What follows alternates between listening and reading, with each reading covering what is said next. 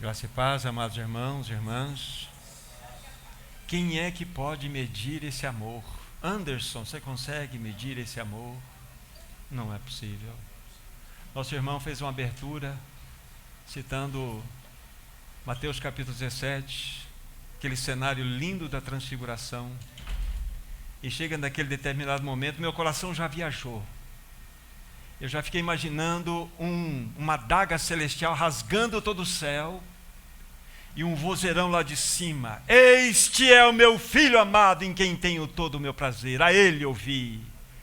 Que Senhor é esse que nós temos? Vocês sabiam que na transfiguração Deus o Pai encontrou o homem perfeito? Ele poderia, se o desejasse, ser elevado aos céus, porque o Pai havia encontrado o homem perfeito. Mas sabe o que ele fez, Jane? Ele desceu aquele monte e caminhou até um outro monte chamado Monte Calvário, por amor a você.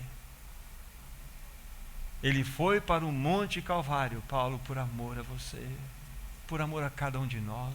Que Senhor é esse que nós temos, que nos convida para estar junto dele na sua presença? Ele é maravilhoso.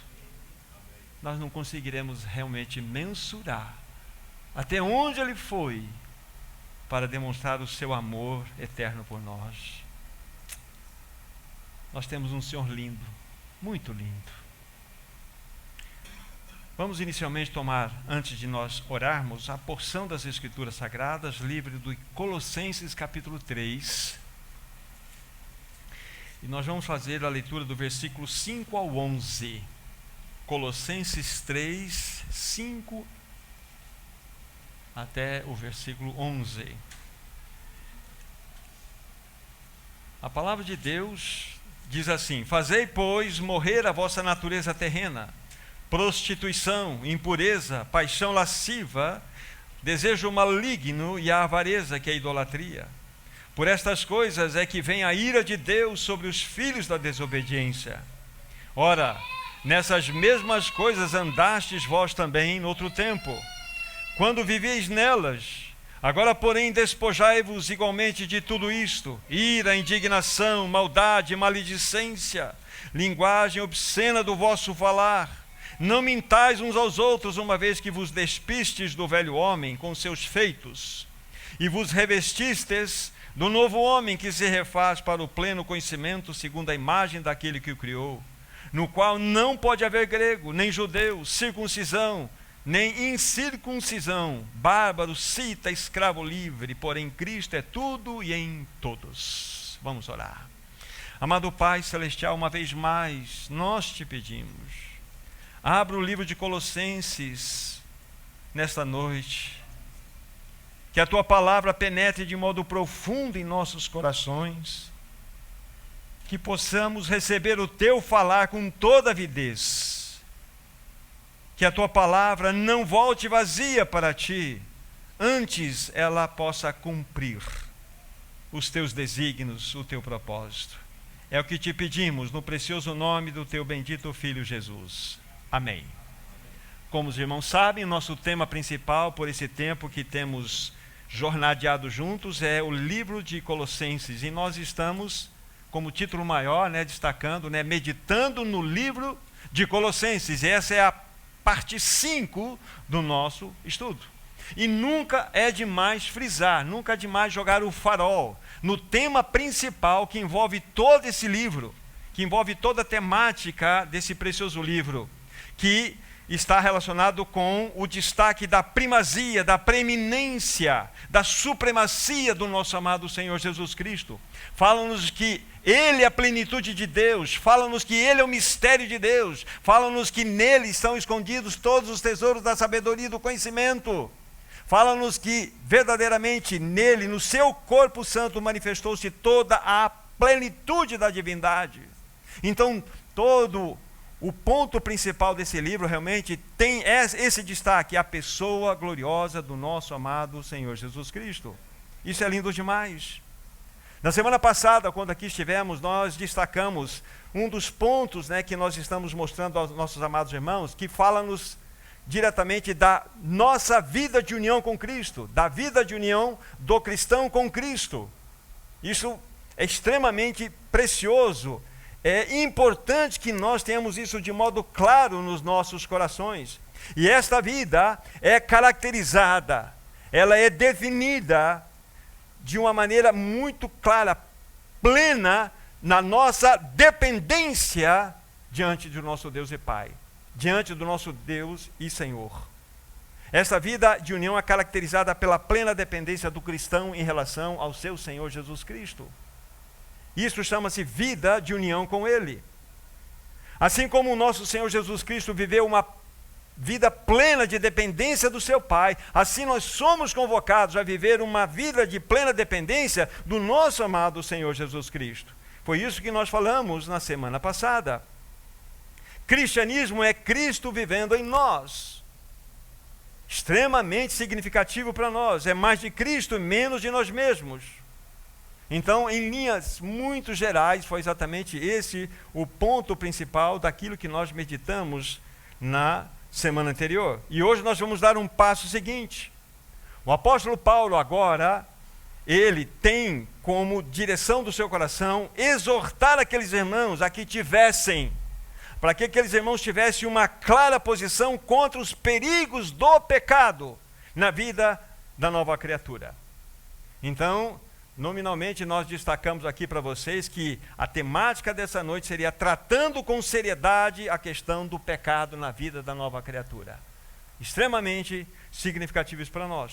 Paulo então muda o seu foco, muda a direção do assunto que ele estava tratando com aqueles irmãos para falar da ética cristã, para falar da jornada cristã em testemunho diante dos homens.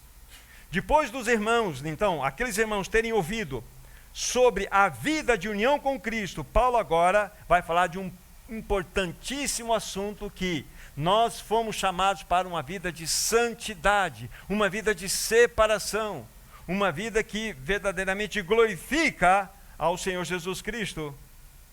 E se nós formos examinar assim, algumas das cartas do apóstolo Paulo, nós vamos verificar sempre que ele demonstra inicialmente a sua colocação na carta dos aspectos doutrinários, e depois ele nos leva para a prática da doutrina. Assim é o livro de Efésios, por exemplo, os 3 primeiros capítulos do livro de Efésios, Paulo fala-nos daquele elevadíssimo assunto do supremo propósito de Deus, revelado em Cristo Jesus. Aí, dos 3 últimos capítulos, 4, 5 e 6, ele vai nos mostrar a necessidade, depois de termos recebido a tão gloriosa revelação do eterno propósito de Deus, a que vivêssemos de modo digno da nossa vocação celestial, com toda humildade, mansidão, com longanimidade, e assim por diante. Então, Paulo sempre tem essa característica, essa linha, em algumas das suas cartas, é muito bem definido. E aqui Paulo nos mostra exatamente essa direção. Então nós percebemos com clareza que Paulo, de maneira bastante enérgica, ele vai exortar aqueles irmãos para uma vida genuína de testemunho. De testemunho. Coloque os seus olhos no primeiro versículo lido, que é o capítulo 3, versículo 5, onde diz assim: fazei, pois, morrer a vossa natureza terrena, prostituição, impureza, paixão lasciva, desejo maligno, que é a avareza e a idolatria. Mas essa expressão, na minha versão, diz assim: fazei, pois, morrer a vossa natureza. Em uma outra versão, aparece a palavra mortificai. E essa palavra, no seu original, é um sentido muito forte, pois os irmãos podem, com cuidado, examiná-la. Ela tem até o sentido de assassinar, de matar. É algo impressionante. Paulo, então, ele está sendo violento aqui com seus irmãos na sua colocação em relação a este assunto. Ele sabe da seriedade do problema do pecado na vida da nova criatura. Mas agora, o que eu gostaria de fazer? Antes de nós avançarmos, é importante que nós nos situemos dentro do contexto no qual Paulo se encontrava. Depois nós vamos trazer para a nossa realidade. Por que Paulo estava sendo tão firme àqueles irmãos para dizer isto? Havia um objetivo, havia uma clareza. Porque naquele mundo antigo, dentro do contexto do Império Romano, a imoralidade era uma prática extremamente normal, não havia restrição alguma na prática da imoralidade. Foi exatamente o cristianismo que trouxe, através do seu testemunho, estabeleceu uma nova ordem naquela sociedade caída. Foi o cristianismo, com o seu testemunho, que foi dignificar a ética na sociedade. Foi o cristianismo, na direção do Espírito, que verdadeiramente trouxe a dignidade ao sexo. Foi o cristianismo. Foi o cristianismo que chocou profundamente aquela cultura caída, pagã, do Império Romano, que era uma cultura extremamente relativista. Não havia respeito às mulheres, não havia respeito às crianças, não havia respeito aos escravos. Era uma sociedade completamente corrompida e depravada. Então, estou dizendo isso para vocês se situarem no contexto em que essa carta foi escrita, no contexto em que aqueles irmãos viviam e agora não vivem mais. E por que Paulo está sendo tão enérgico com eles? Porque eles vieram desse contexto. Para vocês terem uma ideia, foi o cristianismo que trouxe a ética para a sociedade. Foi o cristianismo que trouxe o valor à família. Foi o cristianismo que trouxe honra para a mulher. Foi o cristianismo que valorizou as crianças. Foi o cristianismo que deu dignidade aos escravos. Os escravos eram tratados como objetos, assim como as crianças, conforme nós vamos falar daqui a pouco. Os escravos eram objetos nas mãos dos seus senhores. E eles poderiam fazer absolutamente o que desejassem com esses escravos, porque eram objetos. Mas foi o cristianismo que deu dignidade aos escravos. Foi o cristianismo que trouxe pureza moral nos relacionamentos. Sabe o que mais chocou a sociedade pagã do Império Romano? O que mais chocou? Qual foi o testemunho mais elevado? Não foram as manifestações de milagres e de poderes feitos aí pelos nossos irmãos, mas vocês vão ficar impressionados. O que chocou verdadeiramente aquela sociedade caída foi a normatização das famílias. Isso é extremamente histórico, nós podemos encontrar isso em livros da história. O ordenamento da família, o amor na família, o valor das mulheres, o valor às crianças, o valor aos escravos, tudo isso advieram do testemunho do povo de Deus. Isso é extremamente lindo para nós.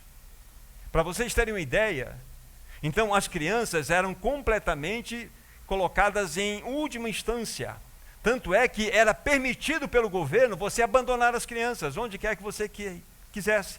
Inclusive levá-las para ser lançadas em precipícios. Mas havia, dentro do contexto da cultura romana, dentro da cultura do Império Romano, um templo que eles construíram chamado Coluna Lactária.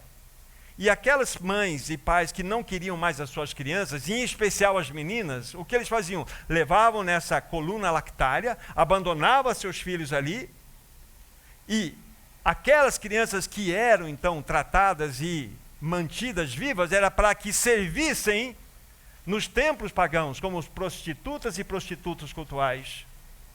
Exatamente isso. Havia outras formas de exclusão das crianças. Havia uma espécie de cilindro de madeira que era colocado nas casas. Você colocava a criança, deixava um copinho d'água, virava em direção à rua, os pais não estavam nem aí, e quem quisesse levar aquela criança poderia levá-la para casa. Essa era a realidade. Mas quando o cristianismo chegou, sabe o que aconteceu? Os cristãos começaram a dar testemunho de vida, no silêncio. Iam buscar essas crianças das colunas lactárias e trazê-las para criar como seus próprios filhos. Foi o cristianismo que dignificou a vida dos escravos. Foi o cristianismo que verdadeiramente valorizou a mulher. Foi o cristianismo verdadeiramente que honrou a família.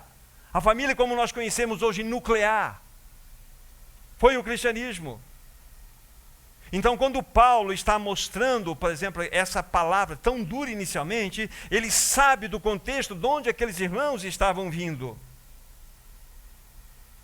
Então, esse testemunho que eu estou falando a respeito do berço onde o cristianismo nasceu, impactou profundamente o Império Romano. Em 4 séculos, o cristianismo já tinha influenciado todo o Império Romano. em 4 séculos. É impressionante. Tudo aquilo que nós conhecemos hoje, que infelizmente, já vou falar, nós não temos mais, verdade absoluta, moralidade, família e valores da vida, foram 4 pilares estabelecidos pelo cristianismo. Mas em 1789, na Revolução Francesa, então quando veio a idade da razão, onde o homem buscou a liberdade, para que de fato eles fossem tirados do jugo daquilo que chamava-se Deus, então o homem, ele trouxe a destruição para si mesmo. Aqui no iluminismo está o pai do comunismo. Aqui no iluminismo está a origem das 2 primeiras grandes guerras mundiais. Aqui está. Então aqui houve uma implosão. Agora eu pergunto para vocês, hoje nós vivemos num mundo de verdade absoluta? Não, relativa. Nós vivemos num mundo hoje onde valoriza a moralidade? Não, é um mundo imoral. Hoje nós vivemos num mundo onde a família nuclear é valorizada? Não, não existe mais família nuclear. Hoje nós vivemos num mundo onde não tem mais valores. Então houve uma implosão, destruiu. Nós estamos nos finais dos tempos. O que está acontecendo em nossos dias é a reedição do Império Romano. Um império relativista, um império imoral, um império onde não tem valor às famílias, onde tudo agora é permissivo. Vocês não percebem isso? Então, quando nós olhamos para esse contexto, então é o berço do cristianismo. Ele exatamente pegou esta realidade na qual nós estamos entrando agora. Mas eles tinham testemunho. Eles tinham vida. Eles tinham vida. Só para finalizar um pouquinho desse aspecto, esse passeio histórico aqui, no ano 360, a igreja estava sendo violentamente perseguida pelo império. O último imperador pagão chama-se Juliano, conhecido Juliano o Apóstata. Ele odiava os cristãos. Ele desejou no seu coração até reconstruir o templo em Jerusalém, o que não deu certo. Mas ele queria reeditar o paganismo dentro do Império Romano, o que não conseguiu. Ele saiu numa campanha de guerra contra os persas, e lá ele foi ferido mortalmente. Mas vocês sabem quais foram as suas últimas palavras? Não foi referente à sua derrota contra os persas. As suas últimas palavras estão registradas: vencestes, ó Galileu. Vencestes, ó Galileu. Você tem um Senhor poderoso, Zé. Você tem um Senhor poderoso. Então essa é a história, esse é o contexto. Vencestes, ó Galileu. E aí nós temos a história. E nós nos encontramos agora exatamente nesse contexto. Nesse contexto. Então agora podemos voltar para o capítulo 3 de Colossenses, né, no versículo 5, e entender um pouquinho daquilo que Paulo estava trazendo para aqueles irmãos. Consequentemente, essa verdade atravessou as gerações e essa verdade chegou até nós. Chegou até nós.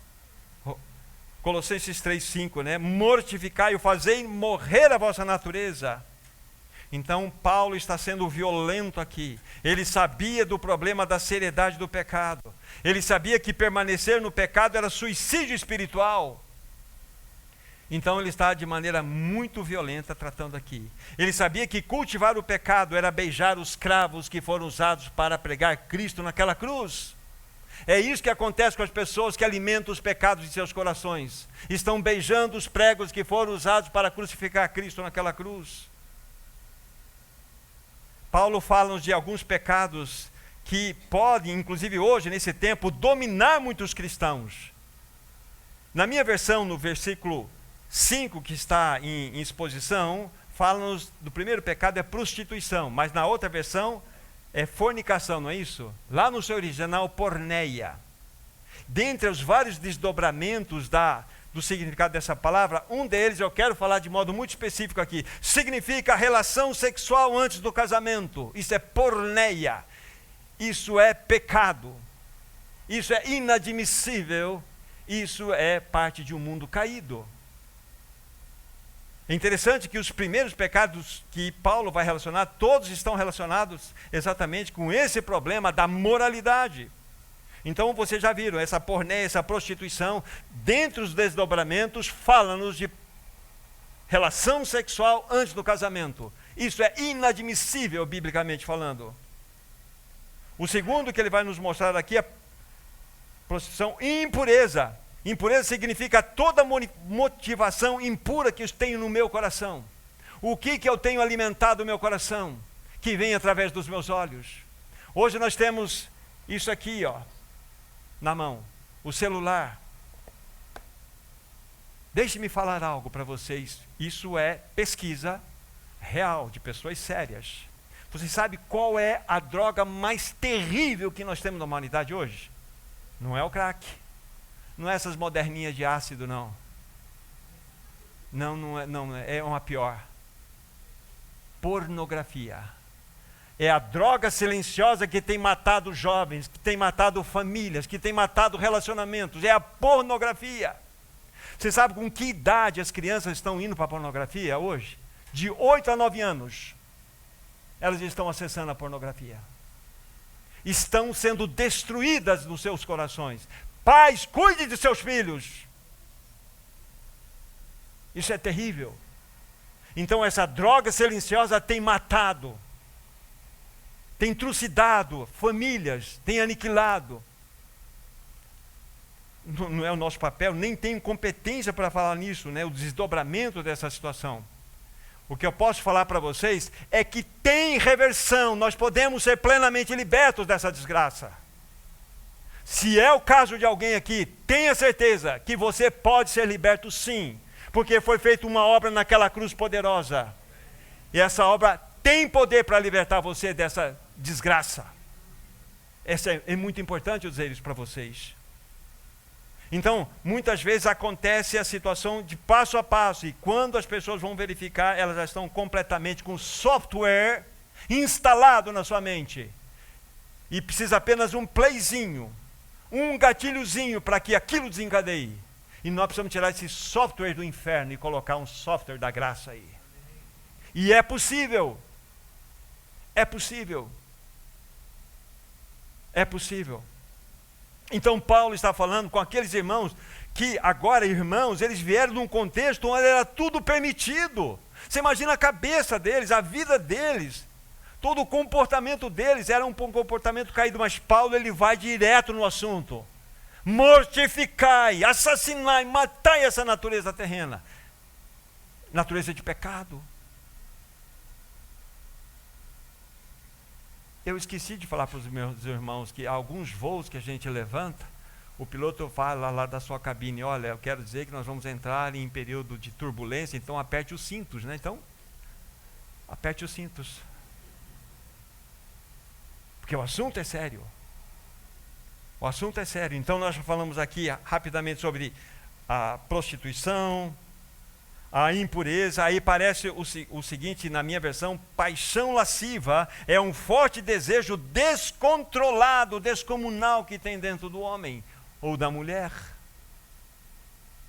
70% em linhas gerais, 70% dos homens comparado com as mulheres têm, vamos dizer assim, essa dependência, vamos dizer assim, da pornografia, e 30% as mulheres. Então há um bom número também. É uma coisa impressionante. Mas esse desejo lascivo, esse desejo forte, precisa ser removido do coração das pessoas. Desejo maligno é o desejo pervertido. É um desejo completamente desajustado. Vocês perceberam aqui, ó, prostituição, impureza, paixão lasciva e desejo maligno, tudo relacionado com moralidade. Isto é sério, gente. Isto é sério. Então Paulo está falando com aqueles irmãos que ouviram das grandezas de Cristo, que ouviram da vida de união com Cristo, fazer agora vocês precisam ter uma vida ética, vocês precisam ter uma vida de santidade diante do Senhor. Senão vamos rasgar a Bíblia e vamos fingir que está tudo certo. Ou nós cremos na Bíblia ou não cremos. O Senhor tem nos chamado para uma vida de santidade, gente. Uma vida separada desse mundo. Mas eu quero te adiantar duas coisas. Primeiro, que você não consegue sair disso. Mas segundo, eu quero te apresentar alguém que te tira disso. Que é Cristo. Então, na sequência, ele vai falar, né, na nossa própria leitura, né, vai falar e avareza, que é a idolatria. Por estas coisas é que vem a ira de Deus sobre os filhos da desobediência. Vem a ira de Deus. Agora, a pergunta que eu faço, esse texto aqui, que nós estamos considerando de maneira geral aqui, ele é escrito para regenerados ou para ímpios? Regenerados. Para as pessoas que foram libertas, salvas em Cristo Jesus, que objetivamente nasceram de novo.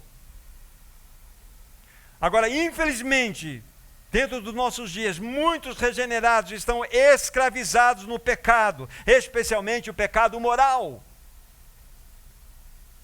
Então nós precisamos atentar para esse fato, cuidar desse fato.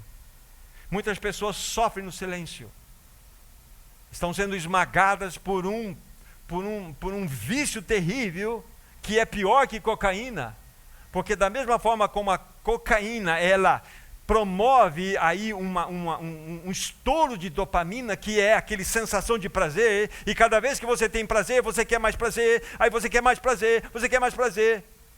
Então você chega numa loucura. É por isso que é tudo crescente. É uma dose aqui, uma dose ali, uma dose mais. E assim é com a pornografia. Não tem fim. Muitos casamentos são destruídos porque não tem fim. Não há mais relacionamento entre o casal. Há relacionamento virtual. Isso é a destruição de uma sociedade. Isso tudo acontecia no Império Romano. E isso tudo está sendo reeditado. Aí eu pergunto, onde está o nosso testemunho como povo de Deus, como aqueles irmãos deram naquele tempo? Infelizmente nós somos um povo misturado. Um povo que não tem uma postura clara. E nós vamos levando o cristianismo. As pessoas precisam ver em nós uma diferença, amados irmãos. Precisam ver em nós a pessoa gloriosa de Cristo Jesus. Muitos estão escravizados, especialmente, como falei, nesse pecado moral. Aí, como já tenho insistido, a boa notícia é que há libertação. Deus nos fez de tal maneira que nós podemos, com esse software maligno instalado muitas vezes por essa longa data de corrupção em nossa mente, nós podemos, por um caminho da palavra, reeditar uma nova informação na nossa mente, no nosso coração, e sermos perfeitamente libertos. Cristo é poderoso. Agora, para que nós possamos dar o caminho, de como encontrar essa libertação, nós precisamos compreender a obra de Cristo, fundamentalmente. De olho novamente na palavra, agora olhando para o versículo 3, que nós não lemos hoje, mas quero associá-lo aqui. Versículo 3, capítulo 3 de Colossenses. Porque morrestes e a vossa vida está oculta juntamente com Cristo em Deus. Morrestes em que tempo verbal está? Presente, passado, futuro? Passado. Então nós estamos olhando para um fato que aconteceu. Olha, vocês morreram, não é isso? Agora, versículo 5 nos confunde. Fazei, pois, morrer, mortificai. Olha, não morri, agora tem que fazer morrer de novo. Como é que é esse negócio? Aí está a verdade. Aí nós vamos entender um pouco que rapidamente nós falamos na semana passada, e hoje nós vamos detalhar esse assunto. Fala-nos da obra objetiva de Cristo e da obra subjetiva aplicada em nós. Tudo está pronto em Cristo Jesus. Mas agora, aquilo que está pronto em Cristo Jesus precisa ser aplicado em minha vida, pela fé. Então nós vimos aqui esses dois textos. Do primeiro, porque morrestes, é uma afirmação clara. E fazer morrer ou mortificai é uma ordem, é um imperativo. Então como que nós podemos associar essas duas coisas? É o que nós vamos ver agora. Como entender isso? Vamos ver o que Paulo mesmo pode nos ajudar. Vamos para o bendito capítulo 6 de Romanos. Romanos capítulo 6. Paulo irá nos ajudar a compreender esse assunto. Vamos ler em duas porções aqui o que nós temos que falar para vocês. Romanos 6, a partir do versículo 3. Ou porventura ignorais que todos que fomos batizados em Cristo Jesus, fomos batizados na sua morte? Fomos, pois, sepultados com ele na morte pelo batismo, para que, como Cristo foi ressuscitado dentre os mortos, pela glória do Pai, assim também nós andemos em novidade de vida. Porque se fomos unidos com ele na semelhança da sua morte, certamente o seremos também na semelhança da sua ressurreição. Sabendo isto, que foi crucificado com ele o nosso velho homem, para que o corpo do pecado seja destruído e não sirvamos o pecado como escravos. Porquanto quem morreu está justificado do pecado. Ora, se já morremos com Cristo, cremos que também com ele viveremos. Sabedores de que, havendo Cristo ressuscitado dentre os mortos, já não morre. A morte já não tem domínio sobre ele. Pois, quanto a ter morrido de uma vez para sempre, morreu para o pecado, mas quanto a viver, vive para Deus. Até aqui é o primeiro bloco. Então, se vocês perceberam, o tempo verbal daquilo que refere-se à obra de Cristo a nosso favor, sempre encontra-se no passado. Toda a obra objetiva de Cristo, realizada por nós naquela cruz, necessariamente encontrar-se-á no passado. Fomos regenerados em Cristo. Essa é a ideia. E aqui nós temos vários textos. O clássico, versículo 6, saibam disso. Olha, vocês têm noção disso? Que foi passado. Anne, passado. Foi. Anderson, passado, foi crucificado. Com ele o que? O nosso velho homem, para que o corpo do pecado seja destruído. Então, guarde bem, essa palavra destruído não está muito bem colocada aqui. Não é uma destruição, aniquilamento. Aqui é colocado, vamos dizer assim, é colocado em inoperância, a ideia aqui. O corpo do pecado foi desempregado, porque o velho homem foi crucificado. Então os teus membros agora não tem mais um comandante, porque ele foi crucificado. Essa é a ideia aqui, não aniquilado. Mas o que eu estou chamando a atenção para vocês aqui é que os textos que nós lemos nessa porção agora, que nos falam da nossa identificação com Cristo na morte, aconteceram. Se ele morreu, então tudo que aconteceu com ele, aconteceu conosco. Não é isso aqui que nós acabamos de ler várias vezes? Olha, se fomos unidos com ele na semelhança da sua morte, já foi. Então seremos unidos com ele na semelhança da sua ressurreição. Versículo 7. Porquanto quem morreu está justificado do pecado. Ora, se já morremos com Cristo, não está falando da nossa morte? É lá de Colossenses 3,3. Morrestes. Então isso já aconteceu. Então isso chama-se obra objetiva. Isso significa, olha, o Senhor deixou uma obra pronta, maravilhosa para nós. Porém, agora entra o segundo aspecto, que é isto que Cristo fez para ser aplicado na minha vida. Aí nós precisamos ler o segundo bloco de textos, que é a partir do versículo 11. Olha só o que diz a palavra de Deus aqui. 6, 11 a 14.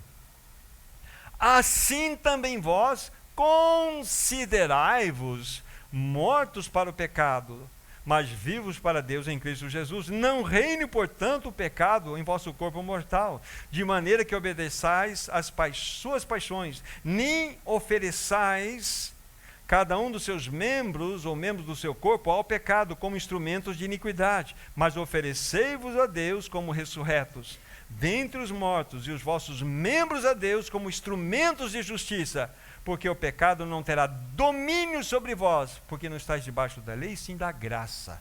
Vocês perceberam claramente, em especial no versículo 11. Assim também considerai-vos mortos para o pecado. Mas por que eu posso me considerar morto para o pecado? Sabe por quê, Evandro? Porque você morreu com Cristo. Porque quando Cristo morreu naquela cruz, o Felipe que está lá atrás foi crucificado com Cristo naquela cruz. Foi crucificado. Então, Evandro, Felipe, todos nós podemos nos considerar mortos em Cristo. Por quê? Porque isso é um fato, aconteceu. Meu irmão, você foi crucificado com Cristo. Agora você precisa se considerar morto em Cristo. Essa é a aplicação objetiva, tornando-se subjetiva em você. E isso pelo caminho da fé. Então é claro para nós, na palavra de Deus, essas duas verdades que sempre caminham juntas. Aconteceu, fomos crucificados. Mas agora precisa haver o quê? Uma resposta do nosso coração. Percebemos isto? Precisa haver uma ação da nossa parte para que aquela verdade seja aplicada em nós. Então, primeiramente, devemos conhecer, Sérgio, essa obra. Conhecer essa obra que foi realizada por nós.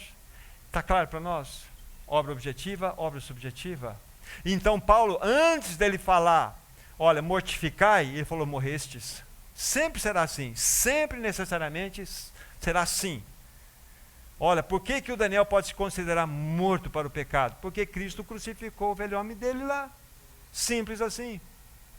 Essa é a realidade. Então Paulo podia ter toda aquela autoridade e falar àqueles irmãos, vocês podem ser libertos sim, porque o libertador morreu naquela cruz e crucificou o vosso velho homem lá. Nós não podemos acalentar pecados. Na vossa luta contra o pecado, não resististes até o sangue, diz o autor de Hebreus. Muitas pessoas falam assim, Senhor, me livra do pecado.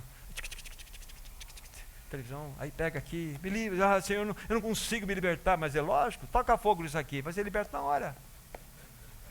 É objetivo o negócio, é prático. Não vai vir um anjo com asas e batendo em torno de você, vou te proteger agora contra a imoralidade, vai nada. A Bíblia fala assim, que nós devemos fugir da aparência do mal.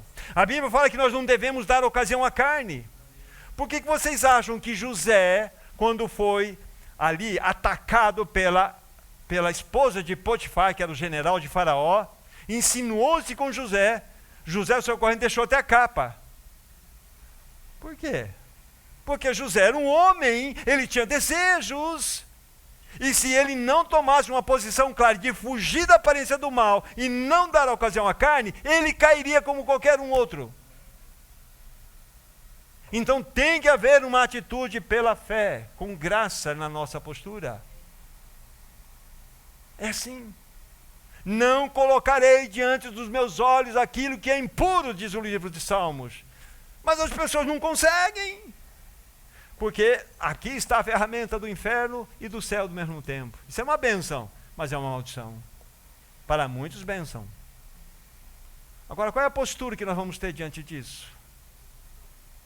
O software está aí. Nós precisamos desinstalar esse troço e colocar uma coisa santa aí dentro, para que haja uma plena libertação. Voltem, por favor, para Colossenses 3. Colossenses 3.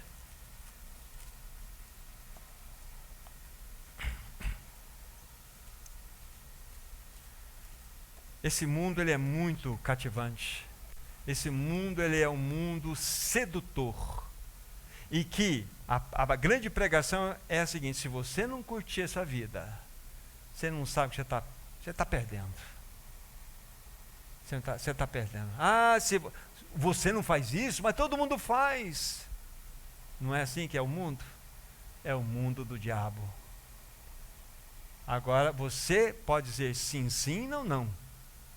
O homem, a mulher livre pode dizer sim e pode dizer não. Essa é a realidade. Então, Colossenses 3, no versículo 7, veja só o que Paulo está falando àqueles irmãos que vieram daquele contexto que eu apresentei para vocês, do Império Romano caído, relativista, imoral e toda aquela situação que eu apresentei. Ora, nestas mesmas coisas andastes também no outro tempo, quando vivieis nelas. Então vocês percebam que eles andavam nesse pecado? Era assim que eles andavam. Mas aí vem a recomendação de Paulo àqueles irmãos, versículo 8. Agora, porém, despojai-vos igualmente de tudo isto. E ele vai colocar uma outra série de pecados que estão na nova criatura. Ira, indignação, maldade, maledicência, linguagem obscena do vosso falar. Não mintais uns aos outros, uma vez que vos despistes do velho homem com seus feitos. Olha só a relação aqui. Nesse versículo ele inverte o pensamento. Ele dá uma ordem, olha, vocês vão se despojar de tudo isso que nós citamos aqui. E por que vocês vão se despojar? É porque no versículo 9, no final, diz assim, é porque uma vez que vos despistes, ou seja, porque vocês já tiveram o velho homem de vocês crucificado em Cristo, vocês podem despojar da roupa velha do velho homem. Esse é o raciocínio. extremamente claro para nós diante dos nossos olhos. Aqui nós não vamos olhar para os detalhes desses pecados que estão diante dos nossos olhos aqui, mas o importante é saber que esse trecho foi escrito para nós. E nós não podemos fazer vista grossa diante dessa palavra exortativa. Então há uma ordem aqui: despojai-vos. Por que eu posso despojar de todas essas coisas? É porque o meu velho homem foi crucificado com Cristo. É por isso. Se o meu velho homem não tivesse sido crucificado com Cristo, eu poderia tentar o quanto que eu quisesse e não poderia alcançar a vitória nesse assunto. Fernando, você foi liberto na cruz. Agora você precisa despojar o teu velho homem. Tudo aquilo que desagrada o Senhor precisa ser tirado do seu coração. Importante assunto para vocês. A palavra despojar, Marquinhos, ela necessariamente só é aplicada para morto. Se você for pegar alguma coisa de um vivo, for furtar um vivo, você está roubando. Mas se uma pessoa morreu e você for pegar alguma coisa daquela pessoa, você está despojando. Os despojos da guerra. As pessoas morriam, pegavam os despojos. Então, quando a palavra despojar é aplicada aqui, necessariamente Paulo está considerando a morte do velho homem. Está considerando que o nosso velho homem foi crucificado com Cristo e agora o seu guarda-roupa precisa ser aberto e precisa ser esvaziado. Aqueles sapatos que te levavam para aqueles lugares que você não devia ir, precisa ser jogado fora. Você precisa colocar um par de sapato da graça agora. Aqueles óculos que você usava para ver esse mundo doido, para ver tudo aquilo que não presta, tem que ser jogado fora. Você precisa dos óculos da graça. Despojar. Isso é despojar do guarda-roupa do velho homem. Essa é a realidade. Então precisamos esvaziar esse guarda-roupa que está cheio. É o que Paulo está falando: ó, vocês despojam, vocês têm tudo isso guardado em vocês, como você um guarda-roupa. Coloquem para fora essas coisas. Vocês já se revestiram.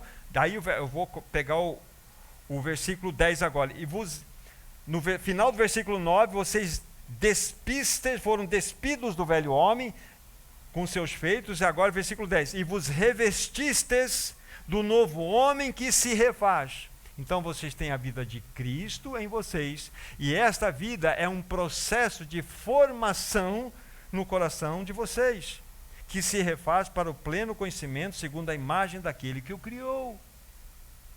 Então agora a nova vida em nós, Cristo, ela precisa ser formada.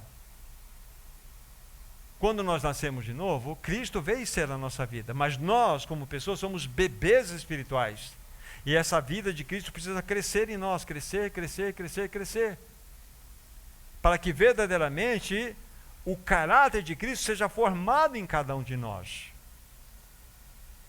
Por isso que está aqui assim. E isso está relacionado com uma resposta. E a palavra novo que aparece aqui, no versículo 10, e vos revestistes do novo homem. Novo, aqui é neos, aquele nascido recentemente. Nascido recentemente. Então é necessário que haja um crescimento espiritual. Rita, todos nós precisamos crescer espiritualmente. Cristo é a nossa vida, mas ele precisa crescer. E na medida em que você vai crescendo, você vai esvaziando o guarda-roupa da velha Rita. Aquela velha Rita, do velho Tom, da velha Isabel, vai esvaziando para que o guarda-roupa celestial comece aí a tomar conta da vida de vocês. E todas as suas vestimentas. Não é o nosso assunto hoje, mas coloque rapidamente os olhos de vocês no versículo 12. Olha o guarda-roupa celestial aqui.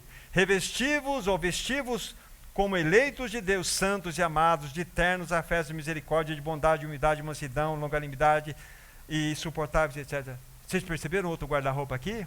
De que vestimenta nós devemos agora nos prover? Exatamente, você sai de um guarda-roupa e entra no outro guarda-roupa. É o que a Bíblia está nos mostrando aqui. Amados irmãos, como é precioso saber que o novo nascimento O novo nascimento, que é a vida de Cristo em nós, promove a formação do caráter santo dele. Quando nascemos de novo, então a vida dele é uma realidade em nós. Cristo, então, agora entra no processo de ser formado em nós.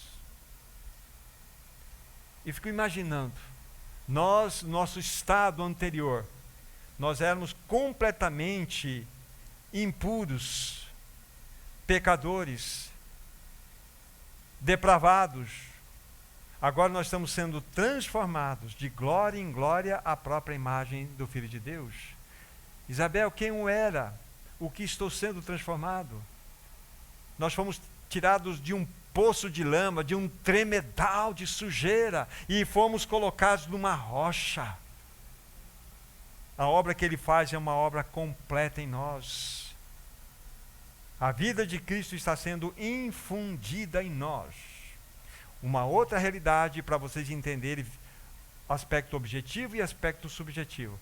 Quando você foi justificado, então a justiça de Deus vem sobre você como um manto.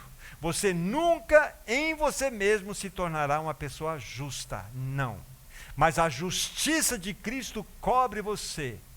Você é declarado justo diante de Deus pela justiça de Cristo. Mas acontece agora, isso chama-se, para entender, imputação da justiça. É sobre.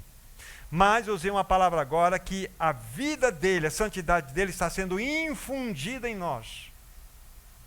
Uma coisa é a imputação da justiça sobre nós, mas agora nós precisamos ser parecidos com Cristo. A vida de santidade é infundida em nós, isso é santificação. Isso é o processo de crescimento espiritual. Esse é aquele caminho. Quer ser meu discípulo, diz Jesus, a si mesmo, negue-se a si mesmo, tome a sua cruz e venha após mim.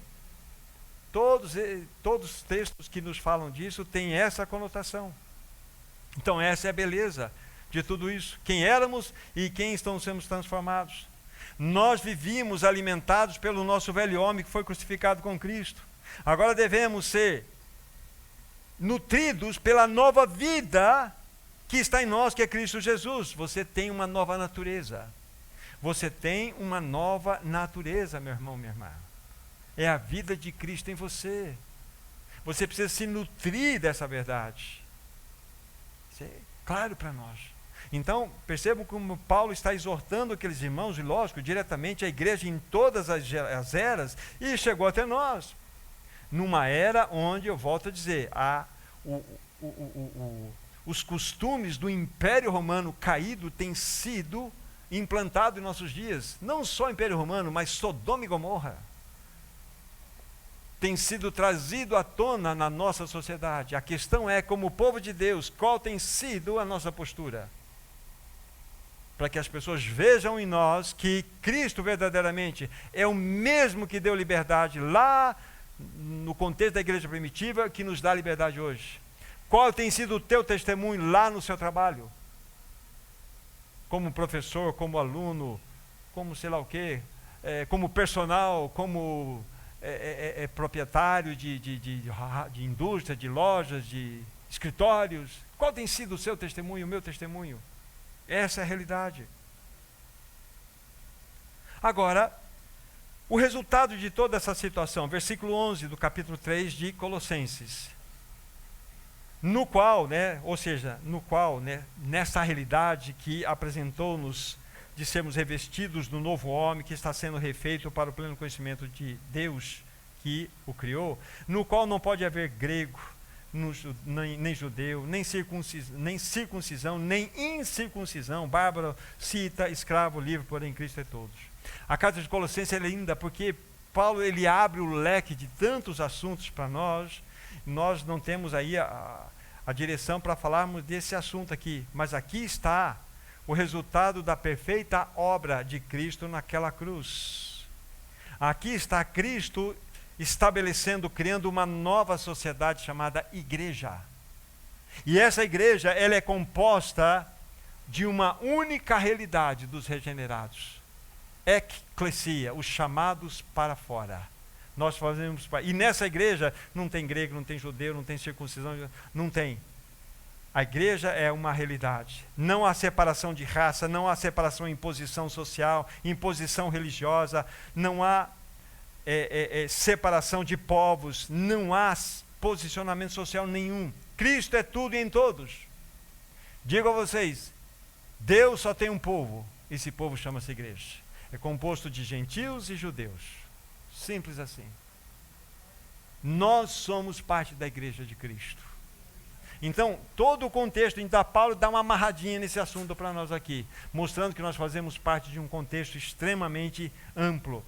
Coloca os olhos rapidamente no versículo 15 desse mesmo capítulo que nós estamos 3 de Colossenses. Seja a paz de Cristo o árbitro em vosso coração, a qual também fostes chamados, esse é o ponto, em um só corpo, e sede agradecido. Nós fomos chamados para participarmos de um só corpo. Lucimar, você faz parte do corpo de Cristo. Um só corpo. Cristo não tem 2 corpos. Só tem um corpo. E é a sua igreja, composta de gentios e judeus. Os gentios aqui você pode colocar todos que vocês imaginarem. Essa é a realidade. E diante de uma obra tão maravilhosa, tomemos a sério a exortação que Paulo fez. Mortificai, pois, a vossa natureza terrena. Agora, para finalizar, é um assunto para concluirmos aqui, eu penso ser importante. Quantas naturezas nós temos? Essa é uma pergunta. Quantas naturezas nós temos? 2. Aí muitas pessoas podem arrepiar os cabelos. Nós temos a natureza com a qual nós nascemos, a velha natureza. Mas quando você nasceu de novo, você ganhou uma nova vida, né? Uma nova natureza. Você agora tem 2 naturezas. Você pensa que teu velho homem está deixando você assim, frouxo, tranquilo? Ele está aí batendo as portas. Essa velha natureza, ela bate a porta e ela quer assumir. Pensemos, para entendermos esse assunto de 2 naturezas, pensemos na pessoa de Cristo. Cristo é uma pessoa que dentro da sua realidade eterna, ele já tinha uma natureza santa. Isso. Quando ele, então, pela encarnação veio este mundo, ele continuou sendo uma pessoa com uma natureza santa e adquiriu uma natureza humana. Então, Cristo é uma pessoa com 2 naturezas. Uma divina e uma humana. Só que, na convivência, as naturezas, vamos colocar assim, de Cristo, divina e humanas, eram concordemente, absolutamente únicas. Que havia uma plena submissão, plena dependência de Jesus do seu Pai. Lembra-se que nós falamos? Uma vida de união perfeita. Não havia conflito. Mas em você e em mim abram comigo o que está escrito em Romanos 7. Romanos 7,14. Aí você vai se enxergar aqui. Romanos 7,14 em diante. Paulo, quando ele está tratando desse assunto, ele é muito claro para nós. Romanos 7,14, vejam a descrição, infelizmente, de muitos de nós aqui, senão de todos. Porque bem sabemos que a lei é espiritual, eu todavia sou carnal, vendido à escravidão do pecado. Porque, verso 15, nem mesmo compreendo o meu próprio modo de agir, pois não faço o que prefiro e sim o que detesto. Ora, se eu faço o que eu não quero, consinto com a lei que é boa. Neste caso, quem faz isso já não sou eu, mas o pecado que habita em mim. Porque eu sei que em mim, isto é, na minha carne, não habita bem algum. Pois o querer, o bem está em mim, não porém o efetuá-lo. Porque não faço o bem que prefiro, e sim o mal que não quero, e se faço. Mas, se eu faço o que eu não quero, já não sou eu quem o faz, mas o pecado que habita em mim. Então, o querer o bem, ao querer fazer o bem, encontro a lei de que o mal reside em mim. Uau! Não é uma loucura isso? Então Paulo está fazendo ele colocou um raio-x no seu coração e no meu. Falei, deixa eu mostrar para vocês um assuntinho aqui. Vem cá, vou mostrar, vou acender a luz aqui, vou mostrar para vocês. Você quer fazer o bem, mas não consegue, não é verdade? Não consegue, porque há um conflito de natureza em você. Há um conflito. Nós não vamos lá, mas Gálatas fala, né, que a carne milita contra o espírito contra a carne. Isso é uma milícia, é uma luta que tem dentro de você. Por que de repente vem um pensamento impuro na sua cabeça que você nem imagina? Não estou colocando qualquer assunto aqui.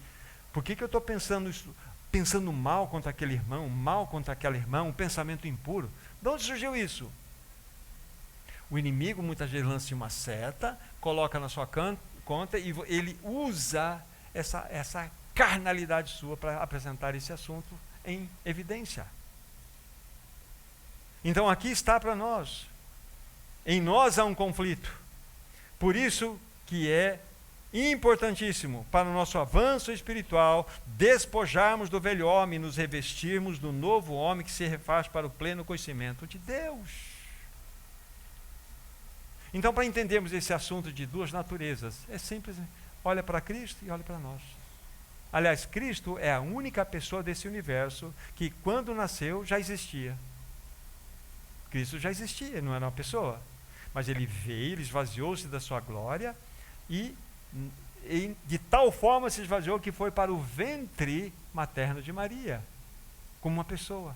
E nasceu uma pessoa, natureza divina, e ganhou a natureza humana, sem pecado. Sem um pecado intrínseco, mas ele sofreu a pressão do mundo externo. Que impressionante esse é o nosso amado Senhor. Então, a palavra da exortação de hoje é para todos nós, gente. É para todos nós. Não brincarmos com esse assunto. Paulo falou assim, esse assunto de pecado é sério. Então, nós precisamos lidar com seriedade o assunto do pecado. Não demos ombros a este assunto. Mortificai, pois, vossa natureza terrena. Prostituição, etc, etc, etc. Não podemos brincar. Esse é o ponto.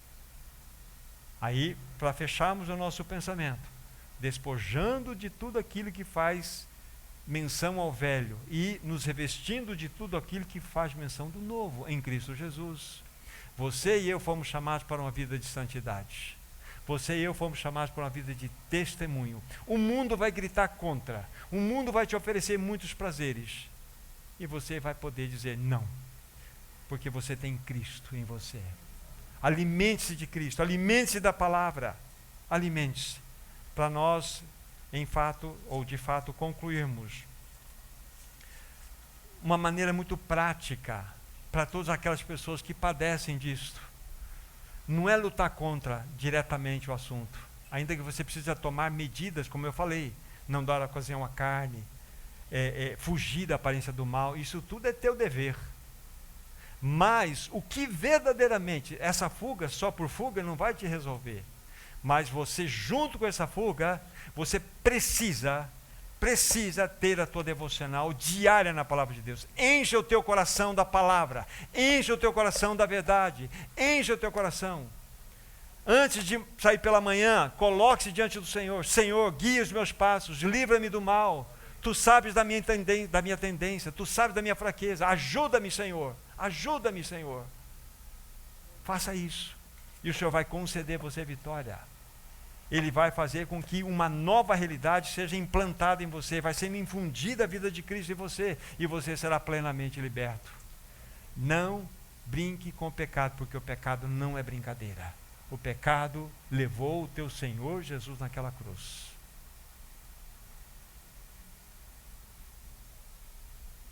O pecado levou o teu Senhor Jesus naquela cruz. Então, leve esse assunto de modo muito sério. Que verdadeiramente essa temática possa ter exortado o nosso coração, para que nós recebamos do alto a palavra do Senhor.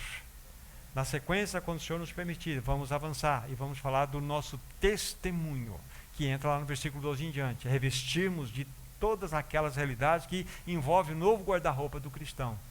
É o testemunho do cristão numa sociedade caída. Vamos falar, qual deve ser a nossa postura? Como devemos agir? Devemos ser radicais? Devemos ser militantes?